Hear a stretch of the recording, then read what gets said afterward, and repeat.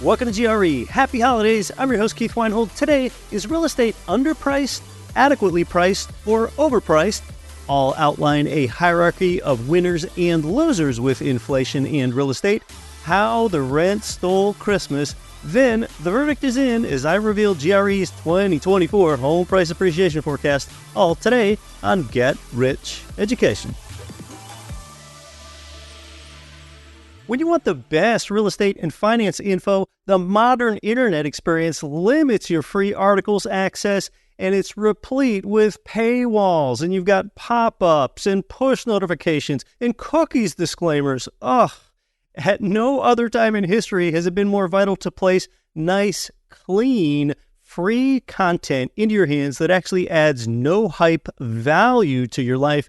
See, this is the golden age of quality newsletters, and I write every word of ours myself. It's got a dash of humor, and it's to the point. To get the letter, it couldn't be more simple. Text GRE to 66866, and when you start the free newsletter, you'll also get my 1-hour fast real estate course completely free. It's called the Don't Quit Your Daydream Letter, and it wires your mind for wealth. Make sure you read it. Text GRE to 66866. Text GRE to 66866. You're listening to the show that has created more financial freedom than nearly any show in the world. This is Get Rich Education.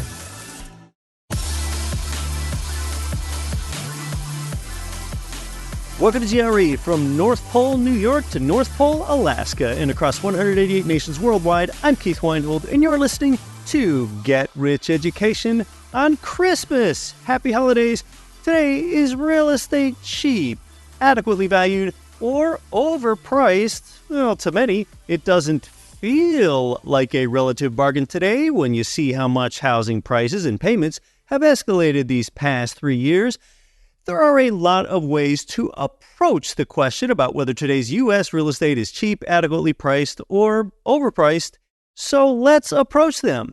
But when you ponder that question, did dollars quickly come to mind?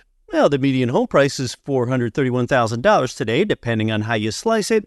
Let's not be quick to forget that when you're looking for a measuring stick to determine value of real estate or anything, dollars are an exceedingly poor way to track value because, also starting about 3 years ago, their slow, steady debasement turned into a rapid debasement and dilution of purchasing power. Dollars keep getting so relentlessly debased that, well, of course it would take substantially more of those dollars to buy most anything today than it did 3 years ago, property included. And this is precisely why the car that you own today costs more dollars than your grandparents' first home did. Okay, so let's cancel out dollars. For 5,000 years, gold has had enduring value. It's been a loose barometer for inflation all that time. As the dollar goes down, it takes more of them to buy the same amount of gold. So rather than pricing the home in dollars, wouldn't it make more sense to use the home price to gold ratio? Yeah, that is just what it sounds like. Instead of comparing home prices to dollars, compare it to how many ounces of gold it takes to buy a home and track that over time. Well, we find out that today it only takes about half as many ounces of gold to buy a home today as the long-term average. And that's dating all the way back to the year 1889. Yeah, just half as many. Yeah, that is a data set in the past 130 plus years. When you take the long-term average of how many ounces of gold it takes to buy a median single-family home, realize how special this comparison is. You now see the value of two of the most popular real assets relative to each other. All right, so home prices now appear low since it takes just 50% as much gold to buy a home today. But is that measure right there in itself enough evidence to say that real estate is underpriced? No, that's certainly not. But it is one powerful touch point. We need more than that.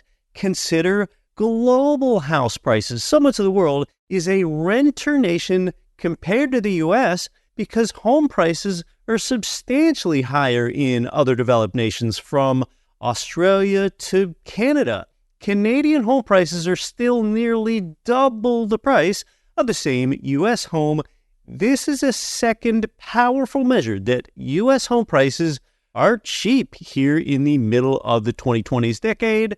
Well, let's add some more. Consider affordability. Can people afford homes? Well, there is wage growth, which often lags home price growth. And, your wage growth, it often lags inflation until the latter part of an inflationary cycle, like where we could be now. But let's look at what really happens. Most people don't buy property based on its price as much as its monthly payment. It's the affordability of that payment that most people are looking at.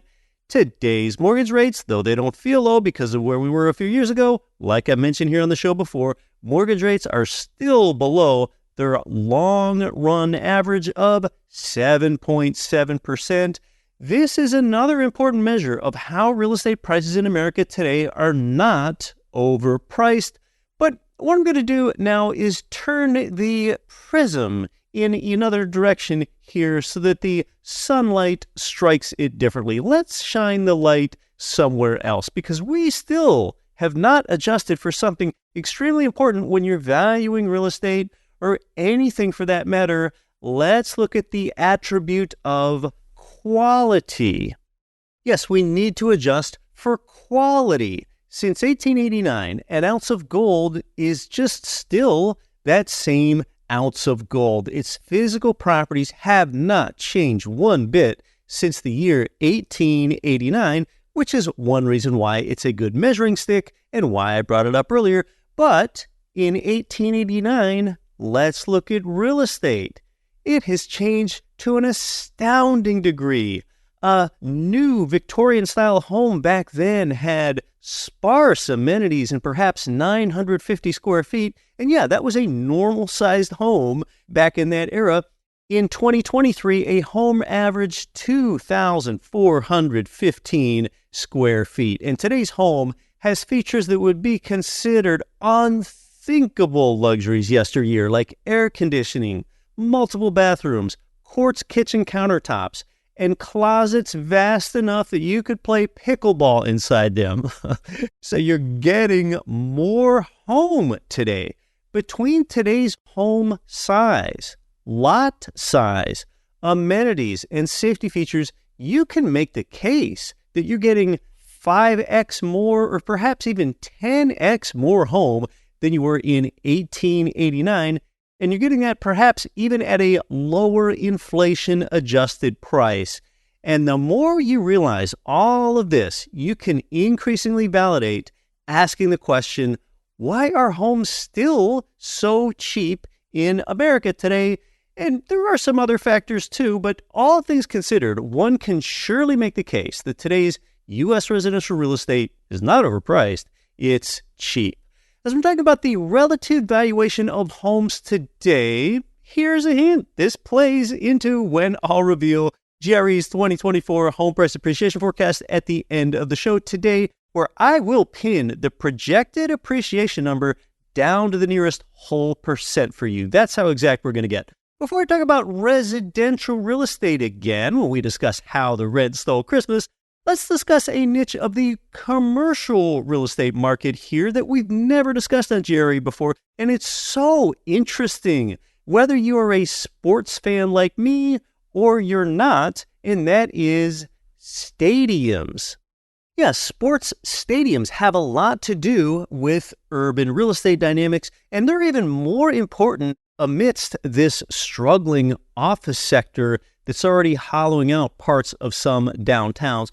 Well, the reason that I'm telling you about this with stadiums is that it looks like a new trend. Now, about 30 years ago, there was a trend toward having urban stadiums beginning to use these great city skylines or old historic buildings as backdrops.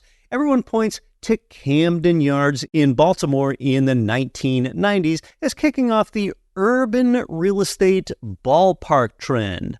All right, well, fast forward 30 years to today.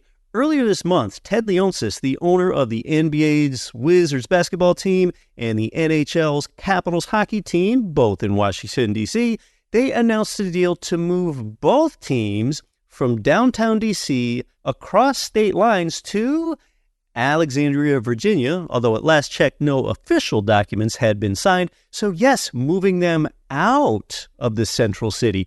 The move looks like a huge win for Virginia, by the way. It's the most populous state without any big league sports teams. That's where the two teams could play at the heart of a new proposed $2 billion, 12-acre entertainment complex as soon as 2028. But it is a huge bummer for the nation's capital.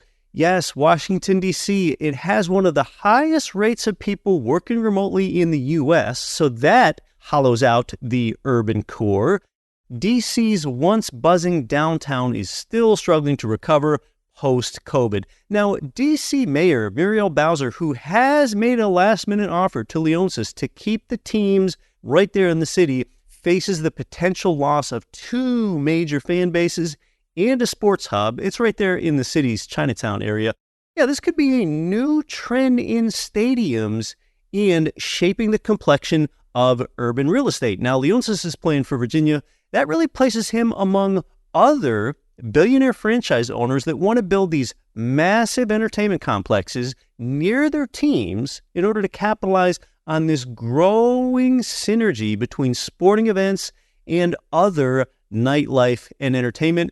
And part of what's really going on here is the legalization and the spreading of sports gambling. That's the big prize that some other franchise owners are chasing. A casino as part of this complex next to the stadium. And oftentimes, you're going to have to move the team out of the city center to build these big multi-acre complexes that will surround the sports stadium.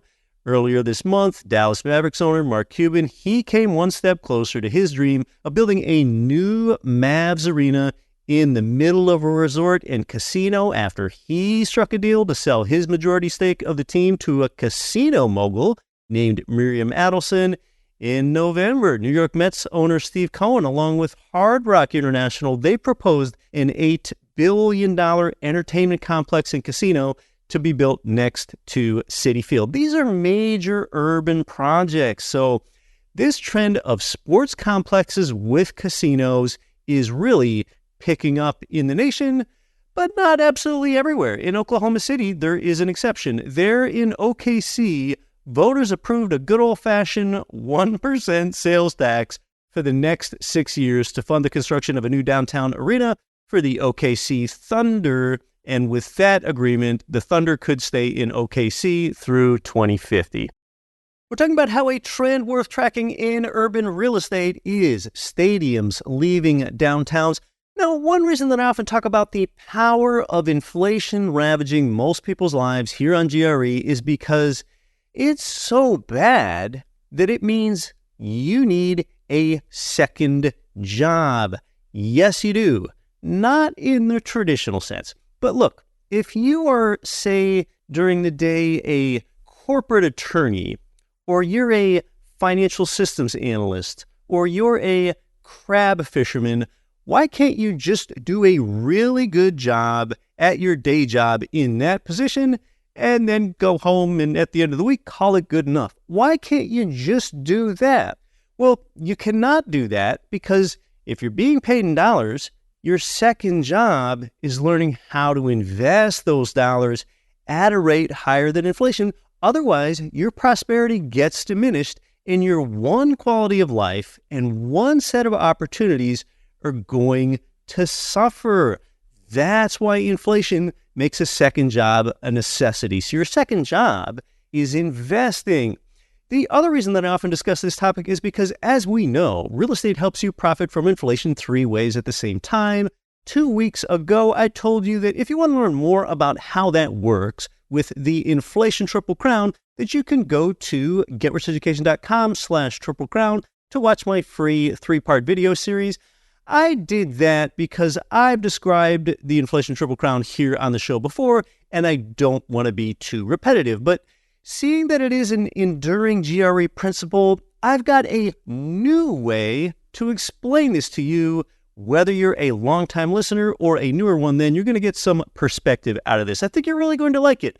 What we're going to do is let's look here at 4 groups of people and see how much they benefit from or lose to inflation. We're going to view this through a real estate lens. Let's go from the worst off group to the best off group. And then what you can do is see which one of these 4 groups you belong to. The first group are the poor. They don't own any property, and therefore they don't benefit from inflation one bit. This first group, the poor, their grocery and energy expenses are exacerbated by inflation, but yet they have no assets to benefit from it. If they have a job, the poor tend to have the job type wage that lags inflation. So the poor lose to inflation. The second group, so getting a little better off as we move through here, they are the primary residence homeowner with a paid off mortgage. So they benefit from 1 crown of the inflation triple crown. Yeah, they are better off. 2 of every 5 homeowners have a paid off mortgage, just like this second group does here. And if there's 10% inflation over, a couple years, well, then their $500K home price floats up to $550K, and now they got 10% more dollars, but each one's worth 10% less. So at least they didn't lose purchasing power, but they are right back where they started. So this homeowner with the paid off mortgage does not profit from inflation. They are merely hedged. Then we have the third group out of 4. This third group is homeowners, again, just primary residence owners with a mortgage. Yep. They're actually better off than group 2 with the paid off mortgage, just in terms of who benefits from inflation. So like the second group, 10% inflation makes this third group's $500K home rise to $550K, but this mortgaged homeowner has another benefit. Their $400K mortgage on this property gets watered down to just $360K of inflation-adjusted debt, and that is because inflation makes salaries and wages and prices and rents float higher, making the debt easier to pay back over time. Banks and lenders don't ask you to repay them with inflation-adjusted debt. They will accept your diluted future dollars. It's like they got you locked in to a contract that was good for you years earlier. That effect is called debt debasement, and this is why this third group now benefits from 2 crowns as primary residence homeowner with the mortgage. And then, come on, you know who this fourth group is, the coup de grace, landing the death blow to inflation because they really make out in profit, benefiting from all 3 crowns. This fourth group owns income property with a mortgage. If you listen to this show, you're constantly trying to add more income property with a mortgage, and that's precisely what we help you do here at GRE. And this fourth group has both asset inflation like the second group and the debt debasement benefit like the third group. And additionally, the rent income will outpace inflation, enriching them. Now, listen to this part closely for just a minute or two because the math is simple, but there are a few numbers here. Say you begin with $2,000 of monthly rent income on your rental property, minus your $1,200 mortgage, minus $600 of expenses. That's $200 of monthly positive cash flow left over. All right, we're going to add 10% inflation onto all that, and this inflation could happen in 1 year or over a number of years. Like magic, now you've got $2,200 of rent income, up from $2,000, minus that same $1,200 mortgage balance because it stays fixed, minus $660 of expenses, up from $600. All right, you're now left with $340 of cash flow. That's up from $200 before the inflation. Do you understand the significance of this? Do you see how you're really on the super highway to financial freedom? This is big because the mortgage principal and interest payment stays fixed. With just 10% inflation, you just saw the money you feel in your pocket each month skyrocket from $200 to $340 in that example. That's 70% more income, 70% more. Extrapolate that effect across your entire rental portfolio. Wow, that is called cash flow enhancement, the third and final crown of the inflation triple crown. You just won all three with a loan on an income property. And hey, congratulations. If you caught that, and you might have had to skip back to listen again, you are really on your way to understanding a path for creating wealth in your life. Now, I sure kept that example general in order to simplify things, and also some people span multiple groups. For example, poor people in terms of income could still be homeowners. Let's review what you just learned there. With inflation in real estate, the poor lose, paid-off homeowners hedge, mortgaged homeowners hedge and profit, mortgaged income property owners hedge, profit, and increase income. So look, and this is kind of weird. Once you've got income property, you might notice that the price for a pound of salmon rises from $15.99 up to $18.99, or that a Ford F-150 truck price spikes from $50K up to $55K over time. These could actually be strangely positive signs. It's a soft indicator that your real estate wealth is growing. Though people would think you're nuts, you might secretly start rooting for inflation as avidly as an NFL Philadelphia Eagles tailgater. Now, I'm not really sure if you'll pump your fist after the first time that you pay $12 for a gallon of gas. We'll see about that. Well, hey, now that you've done the hard learning, coming up straight ahead, a little more entertaining here, how the rent stole Christmas and the anticipated 2024 GRE housing price appreciation forecast. I'm Keith Weinhold. You're listening to episode 481 of Get Rich Education. For a lender that's a specific expert with income property, you need Ridge Lending Group, NMLS 42056. In GRE history, from beginners to veterans, they provided our listeners with more mortgages than anyone. It's where I get my own loans for single-family rentals up to fourplexes. Start your pre-qualification and chat with President Chaley Ridge personally. They'll even customize a plan tailored to you for growing your portfolio. Start at ridgelendinggroup.com, ridgelendinggroup.com.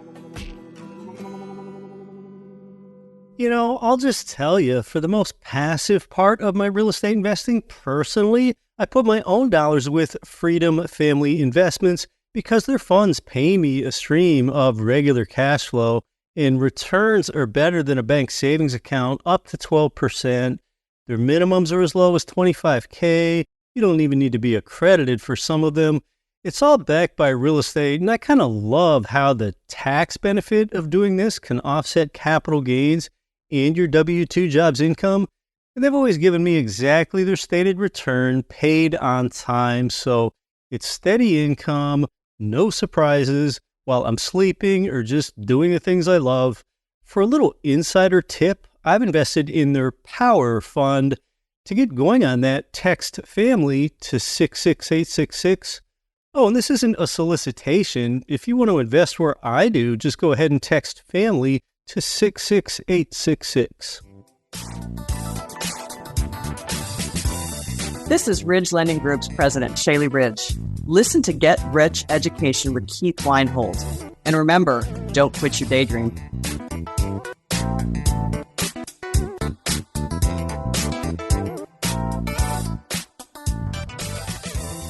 Welcome back to Get Rich Education. I'm your host, Keith Weinhold.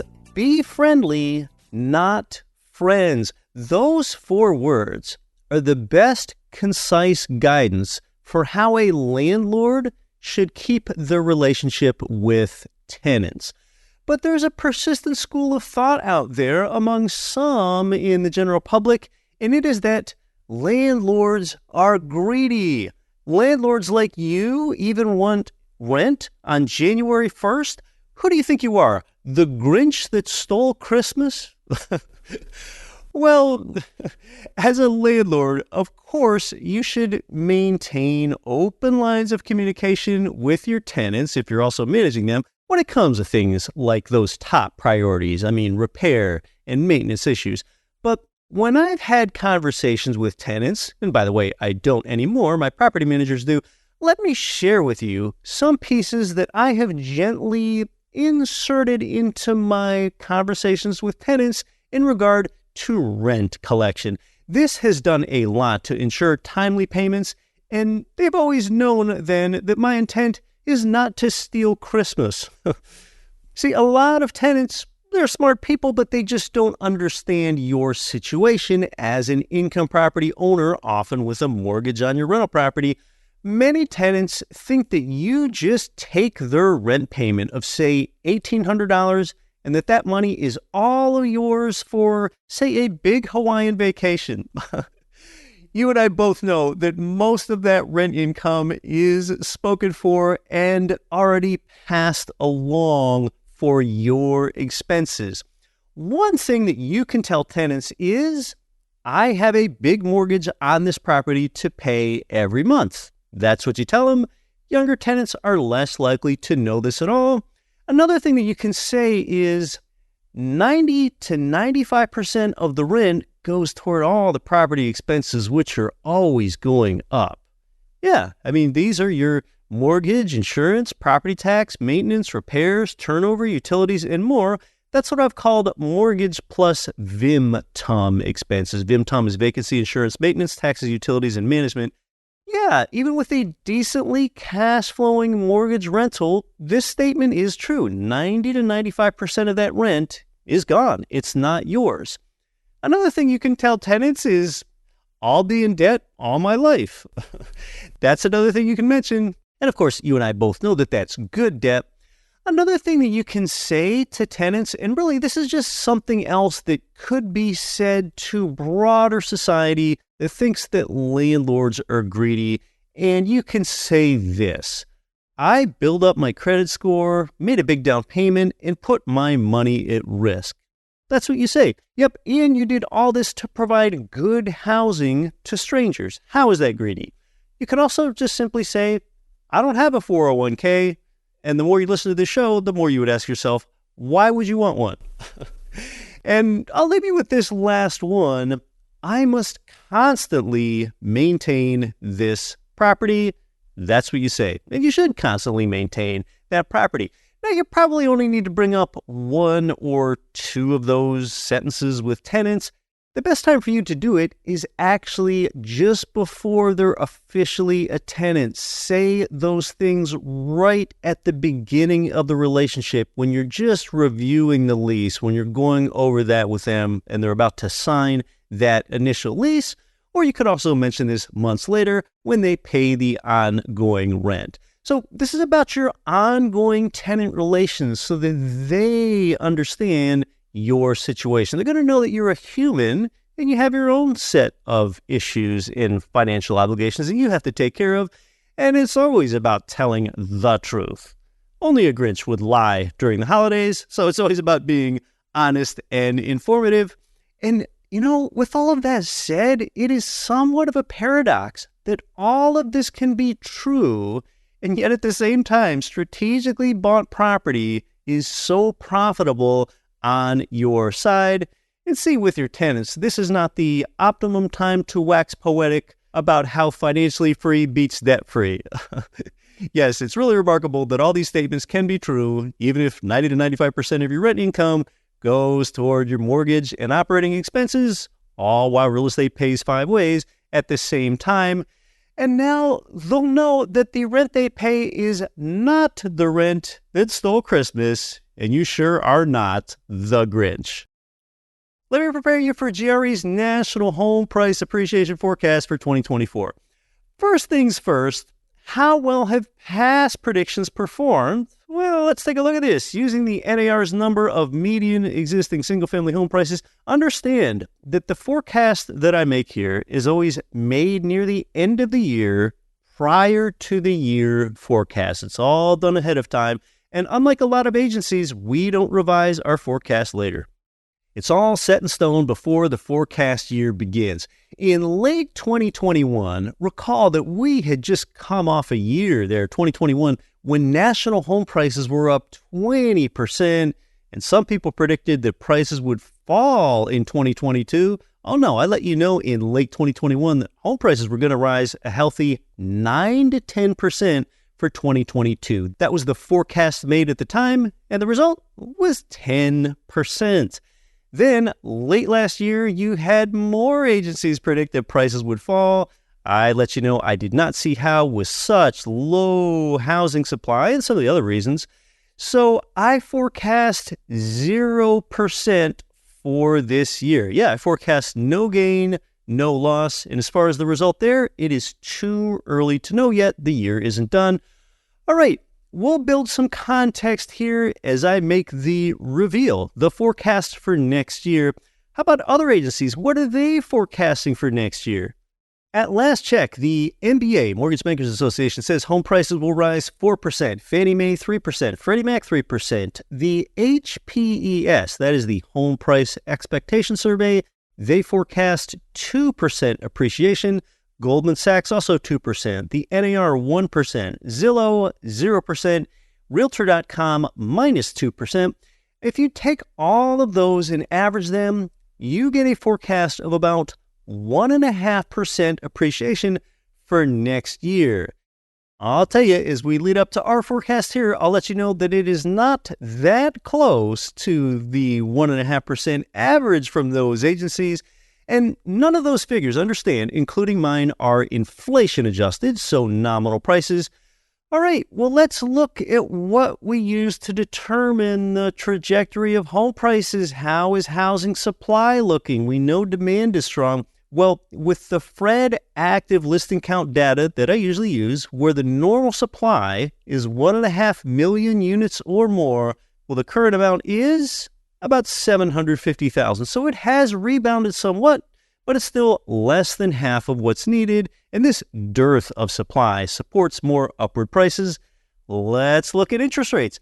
Recent developments from the last Fed meeting show us that Jerome Powell does not plan to put a rate hike lump of coal in your Christmas stocking now or anytime soon. Everyone wants to talk about how far rates are going to fall next year, but here's the thing to remember. Like I've discussed before, mortgage rates hardly matter when it comes to prices. They don't have much to do with housing prices at all, and I've discussed why a few times before. In short, that is because when rates rise, yes, it hurts affordability, but rates also rise when the Fed is trying to cool a hot economy, and that hot economy is what helps prices. Conversely, when rates fall, it helps affordability, but unemployment is higher, and we might be in a recession when rates are falling, and that constrains upward prices. You know something? Even real estate agents in the certification course they have to take and those ongoing agent continuing education classes, they're taught that higher mortgage rates mean falling prices, but yet in reality, they almost never do. Just look at history. Sheesh, you don't have to look any further than the last few years. Rates tripled and prices rose anyway. So when an agent prepares a CMA, a comparative market analysis for a client, agents are taught to consider mortgage rates with CMAs because higher rates put downward pressure on house prices. Yeah, agents are taught that mortgage rates determine buying power, but they aren't taught the entire economic picture like I just briefly explained. So the point is that the direction of mortgage rates are not completely, but they're actually largely irrelevant in forecasting prices. 4 out of every 10 homeowners in this nation are free and clear with no mortgage, and among those that do have a mortgage, 62% of them still have a rate under 4%. All right, So if mortgage rates do drop next year from 7% to 6%, it still doesn't become that attractive for those homeowners locked in at that really low rate to sell. And yet if rates do fall to 6%, you're going to have a larger buyer pool because more people can now qualify to buy a home. Looking at the broader economy, jobs are still being added, but many are part-time jobs. GDP growth is strong. Unemployment is under 4%. CPI inflation, that's near 3%. So I'm not going to be full speed ahead with a huge number for next year's appreciation rate because the economy, it still has a pretty substantial chance of slowing down because all these past rate increases, lag effects could show. But that won't totally break the economy. And note something, Fannie, Freddie, and FHA, they all announced higher conforming loan limits for 2024, and that's because they expect that more home price appreciation is coming, and I do too. We're a show about rental income, so why do I forecast prices rather than rents anyway? Well, there's a few reasons. Rents are more stable, so there's not as much to talk about. That 15% year-over-year rent increase from last year, that is seriously atypical. Also, as you are leveraged, you're going to get more overall gain from price appreciation than you do rents. As everything that I discuss and more has been weighed and analyzed and sprinkling in the spice of my personal experience as a direct real estate investor, I am happy to report to you here on the last show of the year that my expected home price appreciation rate for next year is 4%. Yes, a pretty historically normal 4% for next year, as the forecasts for the previous couple years, they saw more anomalous numbers. Of course, what's that mean to you, the savvy, leveraged investor? Well, if you make a 25% down payment on a property, meaning you're leveraged 4-to-1, as best I can see it, you will then have a 16% return on your invested capital, just as one of up to 5 ways that you're simultaneously paid. Increasingly, people make investment decisions based on the forecast. Any reasonable person should know, but I'd then be remiss not to remind you that this is a forecast, not a guarantee. As this is the last show of the year, I trust that you've got even more to be grateful for than the expected 4% home price appreciation. I am sincerely grateful to have you as a listener this week, every week, and for another year here.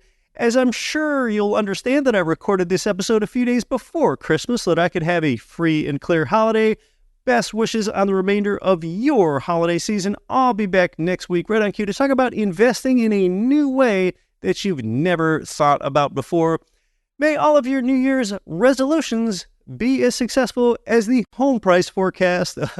Until then, happy holidays to you and yours. I'm Keith Weinhold.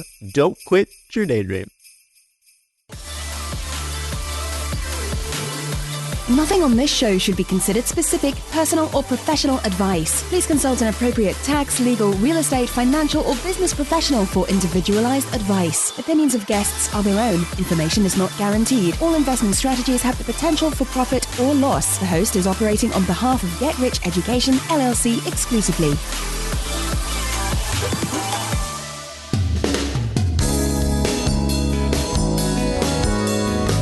The preceding program was brought to you by your home for wealth building, GetRichEducation.com.